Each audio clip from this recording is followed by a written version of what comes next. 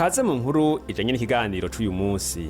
Kiretse hamwe wowe uri mu bantu bake baba mu nzu nziza canke ukikijwe n'ibintu vyose umutima ugomba, ukikijwe n'abajejwe kugukorera vyose bakakurinda ico cose co kubabaza, ubundi urazi neza yuko isi yuzuyemwo abagabo n'abagore babayeho mu ngorane, barwana kugira ngo baronke ico babeshaho, baronke ico bagaburira imiryango yabo naho bakika umusaya. Ikibazo babaza si kimwe kivuga ngo mbega uyu munsi ndarira iki, ahubwo babaza bati ubwo nzosubira kurya. Kuri benshi babayeho bama mu ngorane zico babeshaho, kubabwira Imana n'imigambi myiza bafise ko ni nko gusuka amazi kwibuye. Ibyo bacamwo bisa nibabwira ngo niba Imana iriho yo bitazi canke ititaho imitwaro yabo. Ikibazo nyamukuru babaza kivuga ngo ubwo Imana iranyitaho. Mugenzi, asanga warageza aho baza ikibazo nk'ico, ndagufitiye inkuru nziza. Imana irakuzi, ikigeretse ko irazi ibyo uri kuracamwo byose. Kaze mu kiganiro kigira kabiri mu rukurikirane rw'ibiganiro bivuga ku bibazo bigumye vyerekeye Imana, dufatiye ku bantu tubona mu ijambo ry'Imana.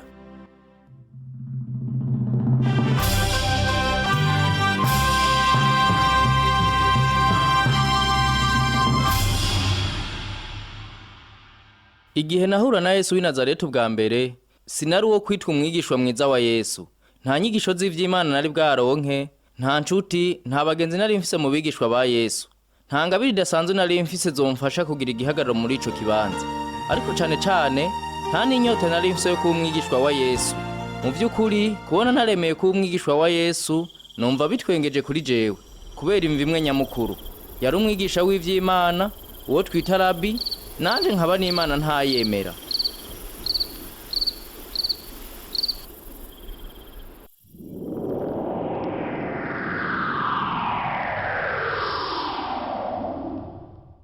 Ariko noneho ndahava ndavyemera, ncamba umwigishwa wa Yesu, ari we Rabi umwigisha mukuru.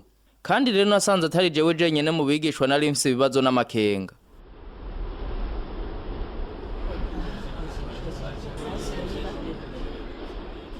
Toma, ngwino.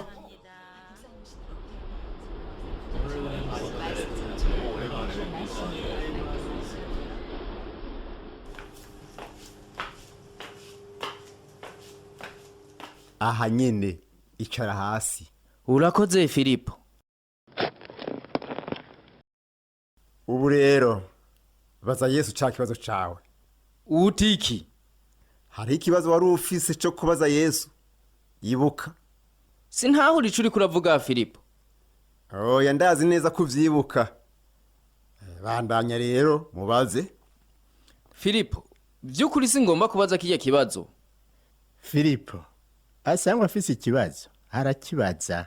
Nturinde kumusunikira kubaza ikibazo. Ariko rero Yesu, Toma arafise ikibazo kuvyerekeye ibitangaza. Filipo, vy'ukuri sinagomba kugoza Yesu ivyo. Watewe amakenga n'ukuntu nashoboye gukiza uwari amaze imyaka myinshi yaramugaye? Vyarakugoye kwemera ivy'amaso yawe yiboneye. Uca wibaza ko coba ari ikinyoma categuwe? Mu vy'ukuri, jewe neza sinobivuga uko. Ntuhagarike umutima mugenzi. Kumbaza ikibazo nk'ico sukungora. Ntugire ngo uri uwa mbere muri aba bose bahagaze hano wagize ukukekeranya nk'uko. Yoba ari uwa mbere ga Filipo? Ewe Yesu, nari ndabizi yuko uza kungirira uko nyene. None ga Filipo, hari ico wari ufise wobwira uwo mugezi wacu? Niyumvira yuko agomba kuvuga ku vyabaye mu mezi aheze hari i Galilaya mu gisagara gitoyi citwa Kana. Ivyo ntavyo nigeze numva n'ukuri. Ico gihe niho twari tugihura na Yesu. Twari duhejeje guhura na Natanayeli, hanyuma tubwira ko twese twari dutumiwe mu bukwe Kana. Oya Filipo. Navuze yuko jewe nari natumiwe. Uko biri kose, twese twaciye tujana na Yesu mu bukwe. Niho ingorane zacu zitangura. Ingorane? Yego. Abashitsi benshi cane, akavinyu gakeya cane. Ugomba kuvuga iki none? No kuvuga ko baciye bakehanirwa n'ibinyobwa uwo munsi? Gome. Kandi ubwo ntiyari amakosa yawe? Oya, oya nyene urubanza ntiyari yateguye umuvinyu ukwiye. none yaciye agira iki? Ega nta kindi yari gushobora gukora, nta na hamwe yari gushobora kuronka n'ibindi binyobwa. none ga iyi nkuru itumbereye iki? Urumva Yesu yaciye atora umuti w'izo ngorane. yatoye umuti w'iyo ngorane? yagize iki neza neza mbwira? Yaciye yahinduye amazi acika umuvinyu. ndabibonye. Iruhande yaho hari imibindi 6 minini minini ibaje mu mabuye yuzuye amazi asanzwe. yuzuye amazi? Yego. singomba kukugwanya ariko uzi gute by'ukuri yuko yari amazi? kubera ko Filipo atari yizeye ko nohindura amazi, yahengereye abakozi bayamucishije iruhande abanza kuyahonja. hanyuma bigenda gute? Hanyuma nsanga ari amazi nyene, ntace urya vyarampungabanije. mugabo jesi ndavyumva, none yari amazi nyene canke none ivyo vyatoye umuti w'ingorane gute hoho? Nanje naciye mpagarara ngaho ndihweza kandi mfise ubwoba, mbona umuteresi w'ibinyobwa nawe nyine adasha amazi makeya nawe arayahonja.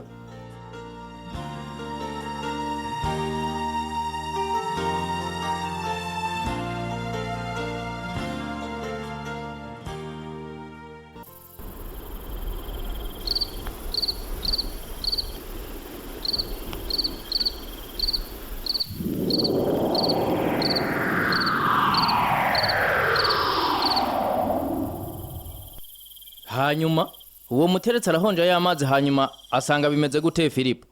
Mbona arahagaze umwanya mutoya araba nk'umuntu yumiwe, nanje ndagumye impwemu uwo mwanya nyene wose, maze mbona wa mugabo aratwenze aca aravuga ati umuntu wese ahora abanza gutereka vino ziryoshe maze bahimba akabahiza itaryoshe.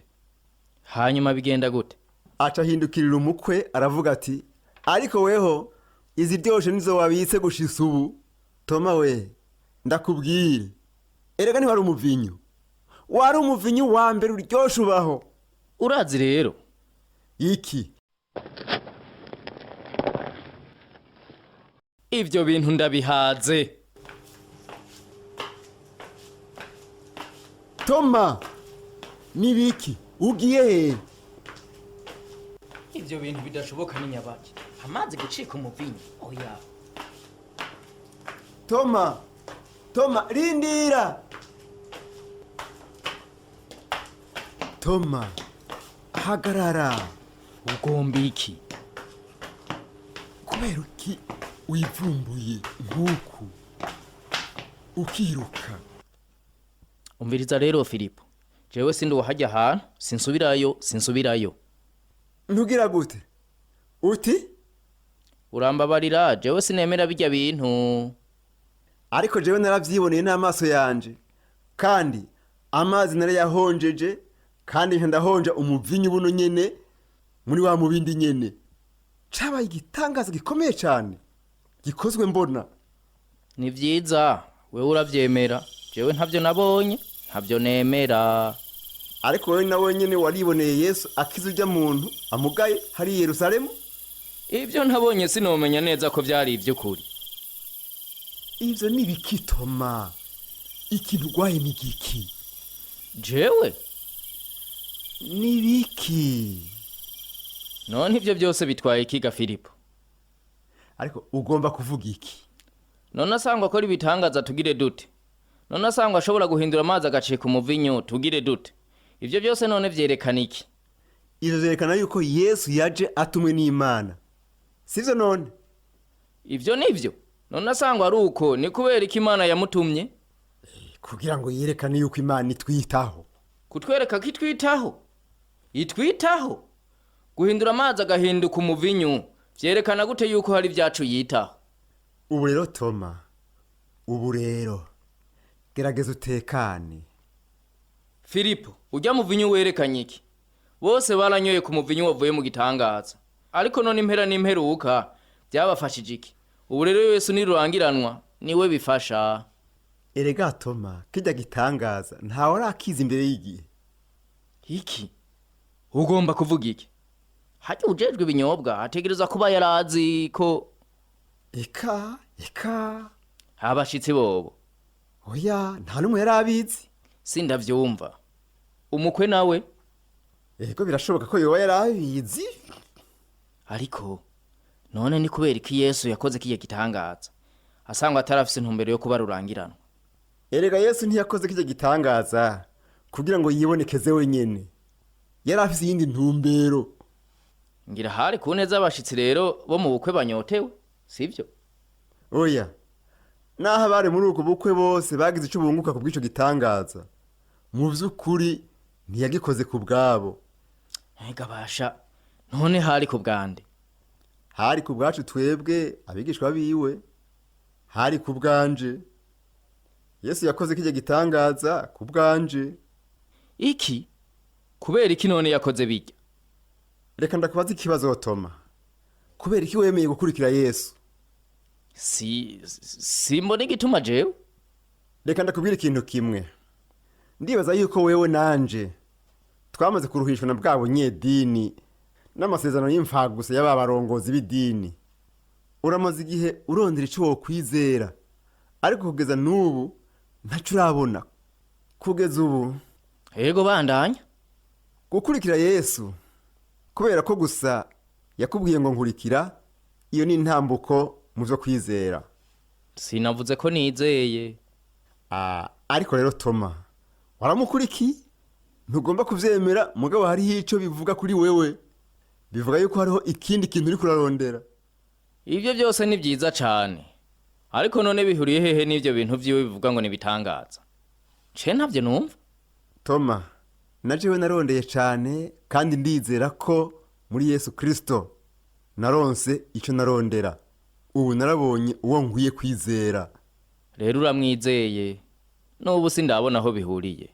Igitangaza cyo guhindura amazi akaba umuvinyo n'ico gukiza uwari yaramugaye, vyombi vyari bifise intumbero imwe, nukwemeza yuko abizeye Yesu batihenze. Rero wewe ujya mu vinyo warawuhonje?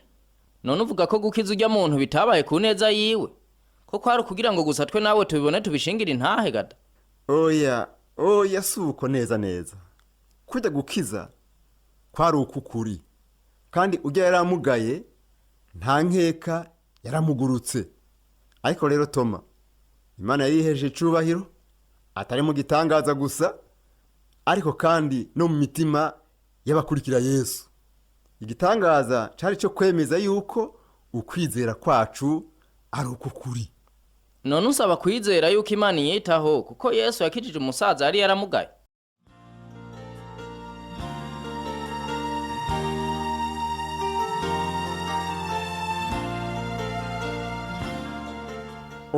Ego cane iratwitaho. Iritaho ryo Mutama yari amaze imyaka myinshi yishe ku kidengeri c'amazi, kandi iritaho n'ivyo urya muko yari yakihaniwe n'ibinyobwa. Kandi rero Toma, Imana irakwitaho na wewe bikwiye kugeza aho ikurukira Yesu. Tubibona Yesu wenyene ni ikimenyetso cerekana yuko Imana itwitaho.